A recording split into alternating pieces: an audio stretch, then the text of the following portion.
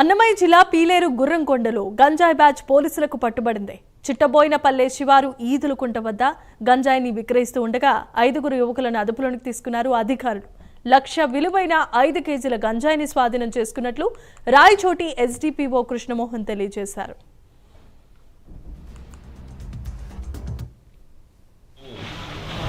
అన్నమయ్య జిల్లా గౌరవనీయ ఎస్పీ గారు శ్రీ ధీరజ్ పులుపల్లి ఐపీఎస్ గారి ఆదేశాల మేరకు వాయల్పాడు సిఐ గారు శ్రీ రాఘవరెడ్డి గారు, తర్వాత మా యొక్క గుర్రంకొండ ఎస్ఐ గారు రవీంద్రబాబు వీళ్ళకి రాబడిన సమాచారం మేరకు వీళ్ళ సిబ్బంది కలిసి మనకి నిన్న కిటిపోయిన గ్రామ సమీపంలో రాయచోటి మదనపల్లి రోడ్డు ఇక్కడ ఈదులకుంట వాటర్ ట్యాంక్ వద్ద ఒక 5 మంది ముద్దాయిలని అరెస్ట్ చేసి వాళ్ళ దగ్గర నుండి 5 కేజీల గంజాయిని, వాటి విలువ సుమారు 1 లక్ష రూపాయలు ఉంటుంది, దాన్ని స్వాధీనం చేసుకోవడం జరిగింది. ఈ యొక్క ముద్దాయిలు అందరూ కూడా గుర్రంకొండ వాస్తవ్యులే, గుర్రంకొండ మండలమే. ఒకరు కనగాని వెంకటరమణ అని చెప్పి ఇతనికి ఒక 40 సంవత్సరాలు ఉంటాయి.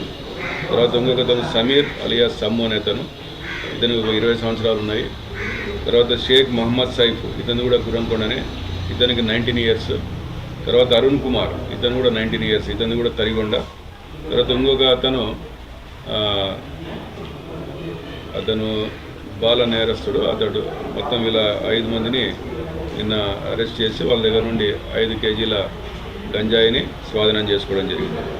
తర్వాత దీంట్లో